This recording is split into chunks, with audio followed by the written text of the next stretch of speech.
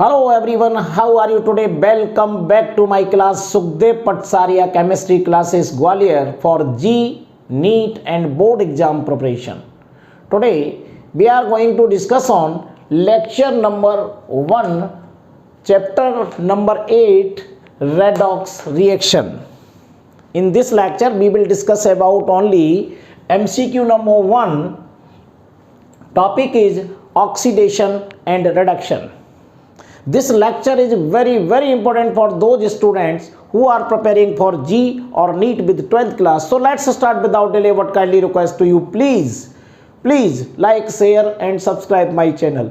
तो चलिए आज के इसके लेक्चर में मैं आपको रेडॉक्स रिएक्शन के इस टॉपिक में ऑक्सीडेशन एंड रिडक्शन रिएक्शंस में क्वेश्चन कैसे सॉल्व करते हैं और ये क्वेश्चन प्रीवियस ईयर में किस टाइप का आया है। अगर आपको ये वास्तव में टॉपिक बिल्कुल कुछ भी नहीं आता है तो ये लेक्चर आपके लिए है। इस लेक्चर में आप देखिए विशेषकर क्या चीज़ है। मैं एक बार क्वेश्चन आपको पढ़ के सुना देता हूँ, उसके बाद इस क्वेश्चन को आपको करने में बहुत मजा आएगा। क्वेश्चन देखिए, the compound that can not act both as oxidising and reducing agent. 4 option दिए गए हैं, H3PO4, HNO2, H2SO3 and H2O2। अगर आपने इस टाइप का अभी तक कोई क्वेश्चन सॉल्व नहीं किया है तो देखिए इस टाइप का क्वेश्चन हम कैसे सॉल्व करेंगे। अगर कोई कंपाउंड दिया गया है और उसमें आपको बताना है कि ये ऑक्सीडाइजिंग एजेंट है या रिड्यूसिंग एजेंट है, तो इसके लिए मैं एक सिंपल सी ट्रिक आपको बताने वाला हूं। तो देखिए क्या करना है आपको ये पता लगाने के लिए। जैसे मान लीजिए आपको ऑप्शन नंबर 1 चेक करना है पहले कि ये ऑप्शन राइट है या रॉन्ग है। तो क्या करेंगे, ये दिया हुआ है H3PO4। सभी एलिमेंट में सबका सेंट्रल एटम आपको सिलेक्ट करना है। देखिए मान लीजिए ये H3PO4 है तो इसका सेंट्रल एटम P है, इसका सेंट्रल एटम N है, इसका सेंट्रल एटम S है और इसका सेंट्रल एटम O है।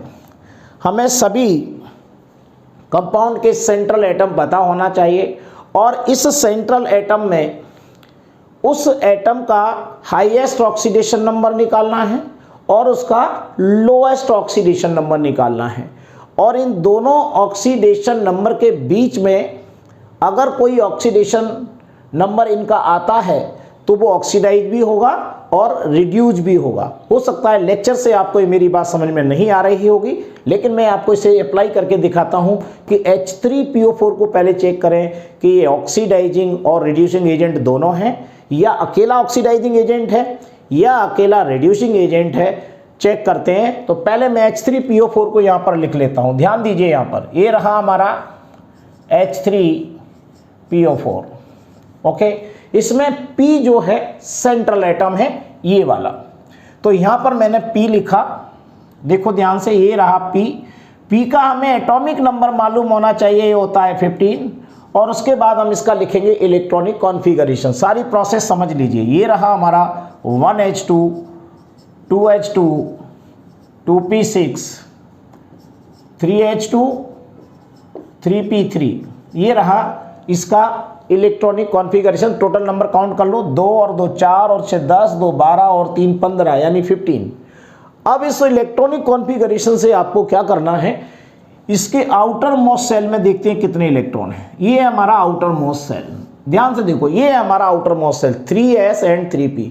टोटल इलेक्ट्रॉन कितने हैं, 3 और 2 5 आउटर मोस्ट इलेक्ट्रॉन है। तो यहां पर लिखिए outer most electron is equal to 5। तो सिंपल सी बात है, इतना तो आप सीख ही चुके हैं कि आउटर मोस्ट में जितने इलेक्ट्रॉन हैं ये उतने इलेक्ट्रॉन डोनेट कर सकता है, इससे ज़्यादा नहीं। आउटर मोस्ट इलेक्ट्रॉन कितने हैं, 5। तो ऑक्सीडेशन नंबर इसका अधिकतम कितना होगा, तो इसका हाईएस्ट ऑक्सीडेशन नंबर होगा +5। जितने आउटर मोस्ट में इलेक्ट्रॉन होते हैं वो उसका हाईएस्ट ऑक्सीडेशन नंबर होता है। और ऑक्टेट कंप्लीट करने के लिए कितने इलेक्ट्रॉन ये गेन करेगा, ऑक्टेट का मतलब होता है 8 इलेक्ट्रॉन। 8 इलेक्ट्रॉन अगर इसे कंप्लीट करना है तो ये बाहर से 3 इलेक्ट्रॉन गेन कर सकता है किसी दूसरे एटम से। तो 3 इलेक्ट्रॉन गेन करेगा तो उस समय इसे अपन बोलेंगे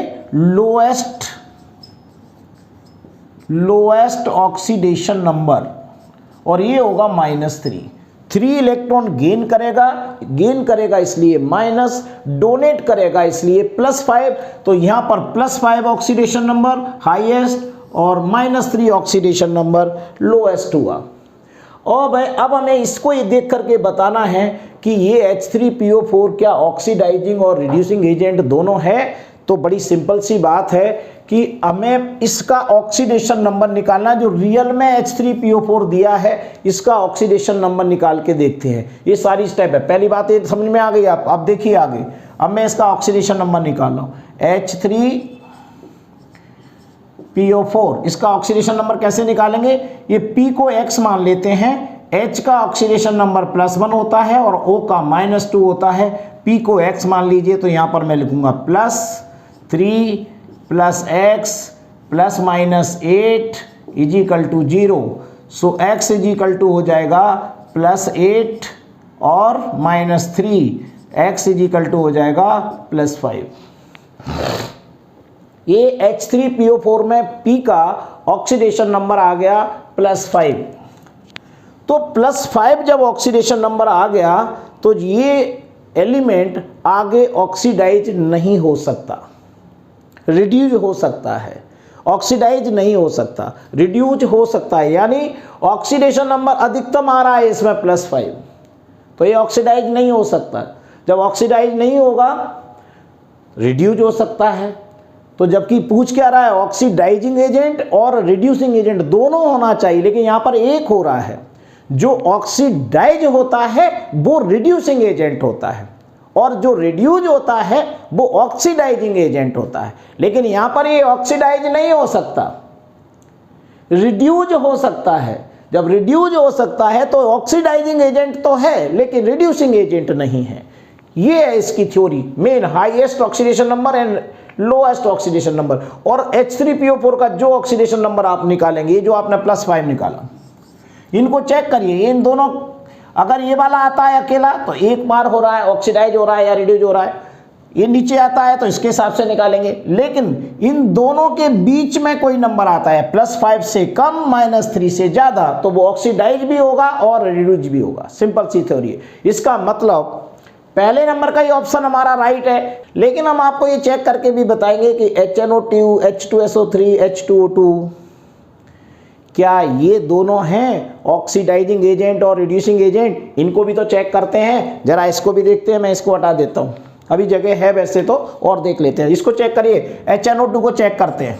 ये रहा हमारा HNO2, ठीक है। इसमें nitrogen is a central atom, इसका atomic number 7, electronic configuration 1H2, 2H2, 2p3। Outer most में कितने इलेक्ट्रॉन है देख लीजिए, 5। तो यहाँ पर हाईएस्ट ऑक्सीडेशन नंबर होगा +5। लोएस्ट कितना होगा? लोएस्ट ऑक्सीडेशन नंबर देख लीजिए। लोएस्ट में क्या करेंगे, ये देखिए, ये कितना है 5।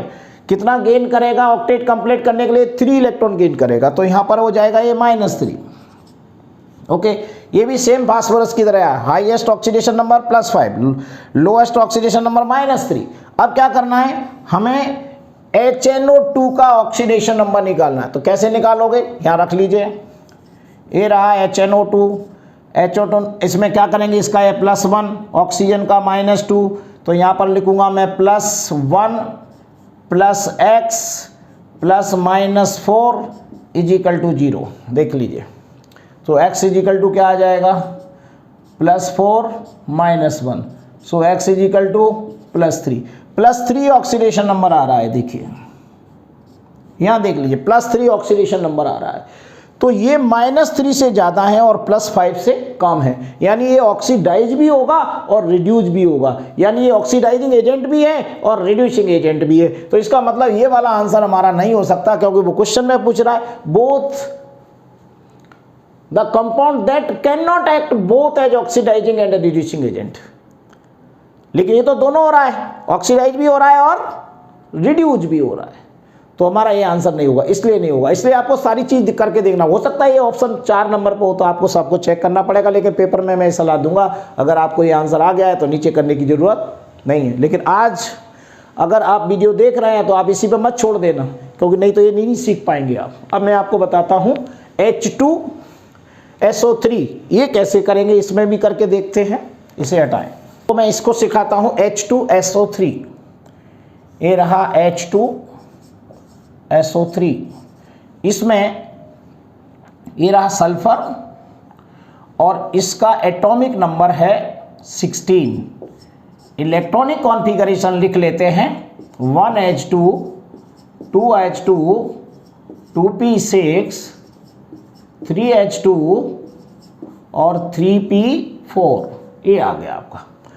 तो ये हमारे आउटर मोस्ट इलेक्ट्रॉन है 3H2 3P4। कितने हुए outer most electron? Outer most electron हुए हमारे 6। ओके, तो हाईएस्ट ऑक्सीडेशन नंबर होगा